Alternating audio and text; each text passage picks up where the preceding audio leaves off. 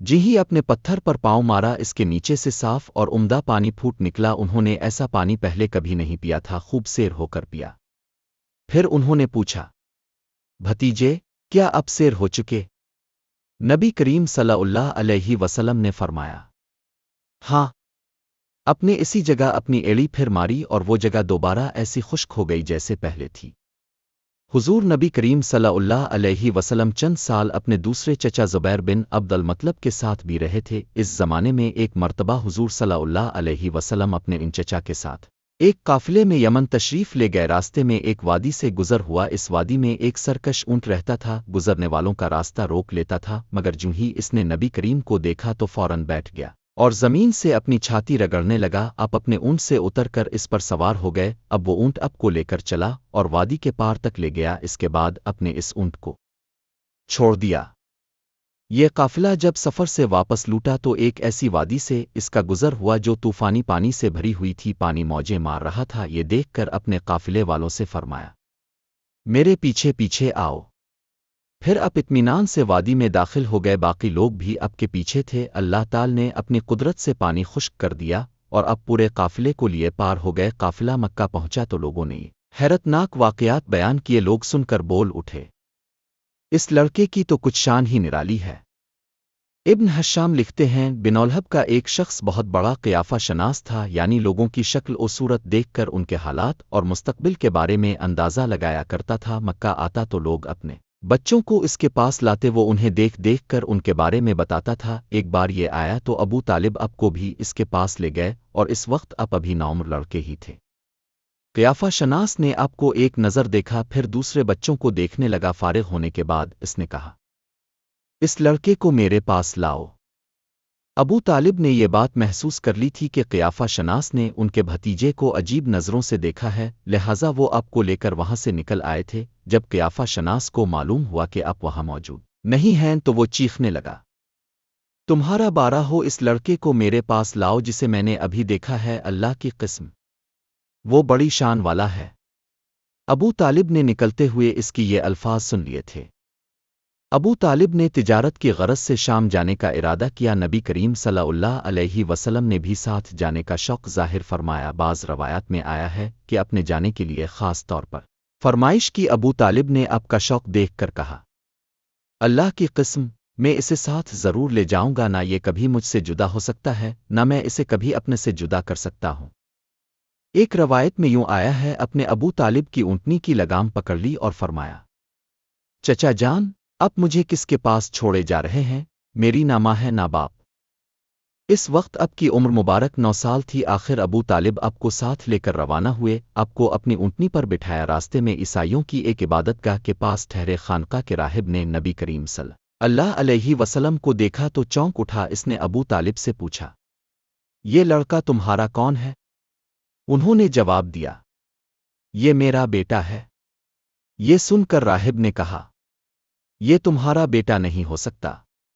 یہ سن کر ابو طالب بہت حیران ہوئے، بولے، کیا مطلب؟ یہ کیوں میرا بیٹا نہیں ہو سکتا بھلا؟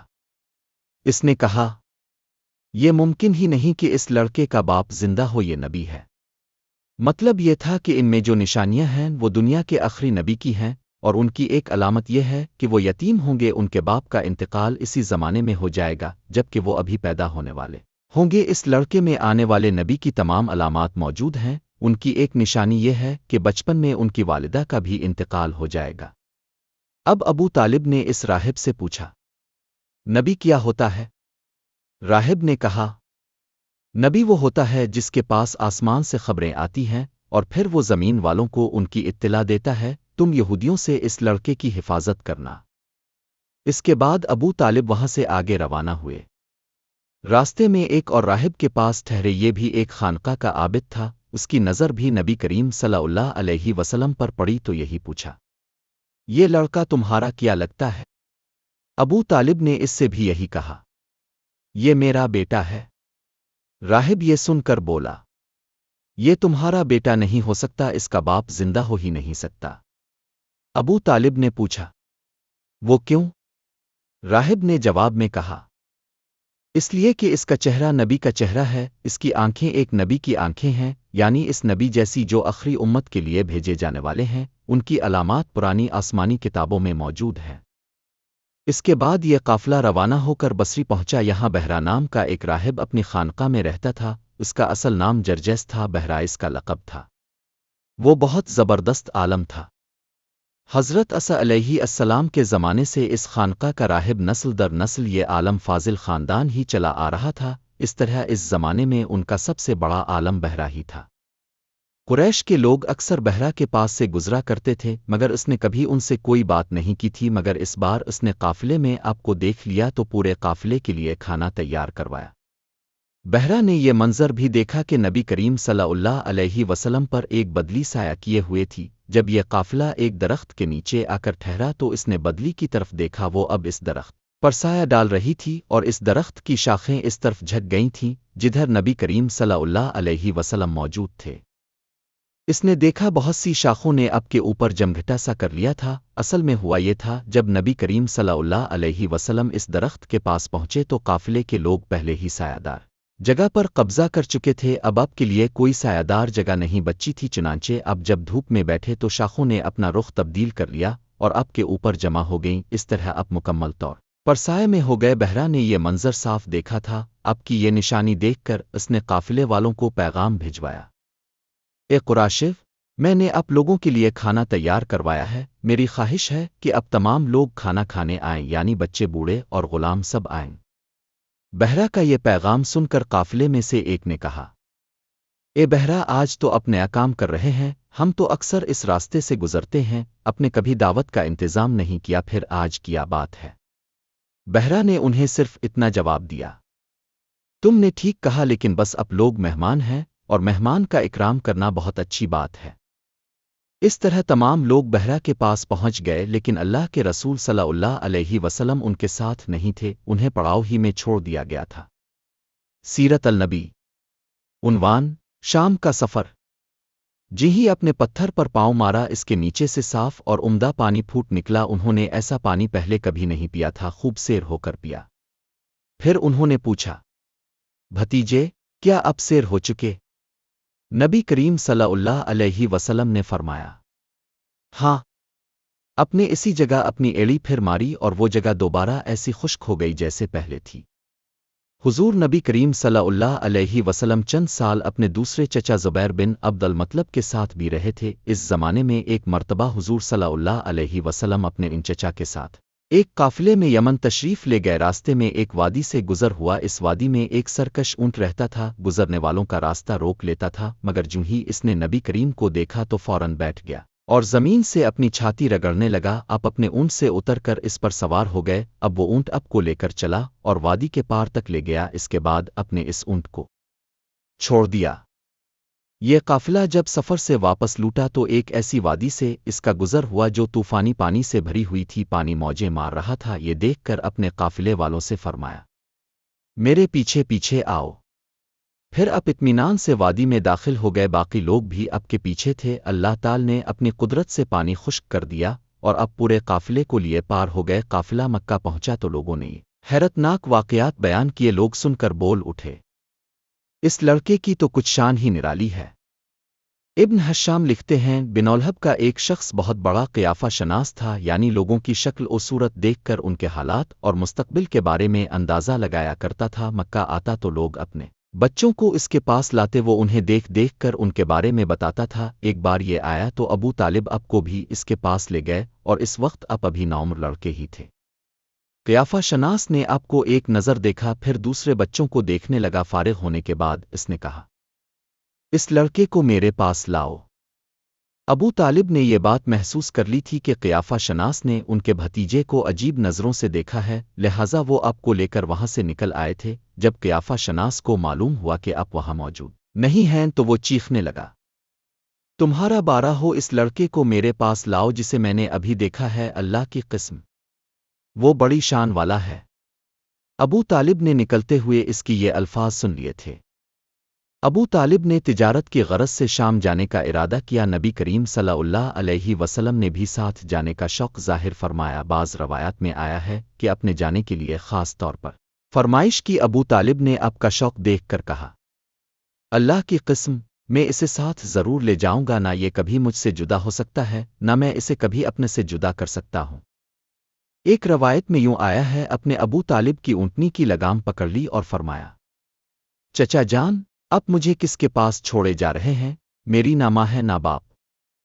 इस वक्त अब की उम्र मुबारक 9 साल थी। आखिर अबू तालिब अब को साथ लेकर रवाना हुए। अब को अपनी ऊँटनी पर बिठाया। रास्ते में ईसाइयों की एक इबादतगाह के पास ठहरे खानका के राहिब ने नबी करीम सल्लल्लाहु अलैहि वसल्लम को देखा तो चौंक उठा। इसने अबू तालिब से पूछा, ये लड़का तुम्हारा कौन है? उन्होंने जवाब दिया, ये मेरा बेटा है। ये सुनकर राहिब ने कहा, ये तुम्हारा बेटा नहीं हो सकता।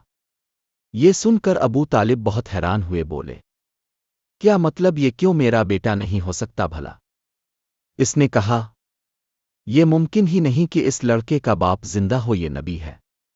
मतलब ये था कि इनमें जो निशानियां हैं वो दुनिया के आखिरी नबी की हैं, और उनकी एक अलामत यह है कि वो यतीम होंगे। उनके बाप का इंतकाल इसी जमाने में हो जाएगा जबकि वो अभी पैदा होने वाले होंगे। इस लड़के में आने वाले नबी की तमाम अलामात मौजूद हैं। उनकी एक निशानी यह है कि बचपन में उनकी वालिदा का भी इंतकाल हो जाएगा। अब अबू तालिब ने इस राहिब से पूछा, नबी क्या होता है? राहिब ने कहा, नबी वो होता है जिसके पास आसमान से खबरें आती हैं और फिर वो जमीन वालों को उनकी इत्तिला देता है। तुम यहूदियों से इस लड़के की हिफाजत करना। इसके बाद अबू तालिब वहां से आगे रवाना हुए। रास्ते में एक और राहिब के पास ठहरे। ये भी एक खानका का आबिद था। उसकी नज़र भी नबी करीम सल्लल्लाहु अलैहि वसल्लम पर पड़ी तो यही पूछा, ये लड़का तुम्हारा क्या लगता है? अबू तालिब ने इससे भी यही कहा, ये मेरा बेटा है। राहिब ये सुनकर बोला, ये तुम्हारा बेटा नहीं हो सकता, इसका बाप जिंदा हो ही नहीं सकता। अबू तालिब ने पूछा, वो क्यों? राहिब ने जवाब में कहा, इसलिए कि इसका चेहरा नबी का चेहरा है, इसकी आंखें एक नबी की आंखें हैं, यानी इस नबी जैसी जो आखिरी उम्मत के लिए भेजे जाने वाले हैं। उनकी अलामात पुरानी आसमानी किताबों में मौजूद हैं। इसके बाद ये काफिला रवाना होकर बसरी पहुंचा। यहाँ बहरा नाम का एक राहिब अपनी खानका में रहता था। उसका असल नाम जरजैस था, बहरा इसका लक़ब था। वो बहुत ज़बरदस्त आलम था। हज़रत असा अलैहिस्सलाम के ज़माने से इस खानका का राहिब नस्ल दर नस्ल ये आलम फाजिल ख़ानदान ही चला आ रहा था। इस तरह इस ज़माने में उनका सबसे बड़ा आलम बहरा ही था।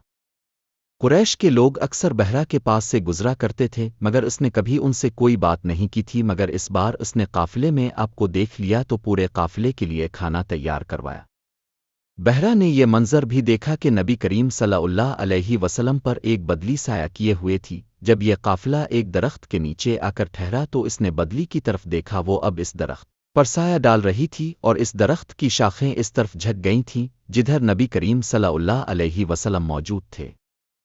इसने देखा बहुत सी शाखों ने अब के ऊपर जमघटा सा कर लिया था। असल में हुआ ये था, जब नबी करीम सल्लल्लाहु अलैहि वसल्लम इस दरख्त के पास पहुंचे तो काफिले के लोग पहले ही सायादार जगह पर कब्जा कर चुके थे। अब के लिए कोई सायादार जगह नहीं बची थी। चुनांचे अब जब धूप में बैठे तो शाखों ने अपना रुख तब्दील कर लिया और अब के ऊपर जमा हो गईं। इस तरह अब मुकम्मल तौर पर साये में हो गए। बहरा ने यह मंजर साफ देखा था। अब की ये निशानी देखकर उसने काफिले वालों को पैगाम भिजवाया, ए कुरैशिव, मैंने आप लोगों के लिए खाना तैयार करवाया है। मेरी ख्वाहिश है कि अब तमाम लोग खाना खाने आएं, यानी बच्चे बूढ़े और गुलाम सब आएं। बहरा का ये पैगाम सुनकर काफिले में से एक ने कहा, ए बहरा, आज तो आप नया काम कर रहे हैं। हम तो अक्सर इस रास्ते से गुजरते हैं, अपने कभी दावत का इंतजाम नहीं किया, फिर आज किया बात है। बहरा ने उन्हें सिर्फ इतना जवाब दिया, तुमने ठीक कहा, लेकिन बस अब लोग मेहमान हैं और मेहमान का इकराम करना बहुत अच्छी बात है। इस तरह तमाम लोग बहरा के पास पहुंच गए, लेकिन अल्लाह के रसूल सल्लल्लाहु अलैहि वसल्लम उनके साथ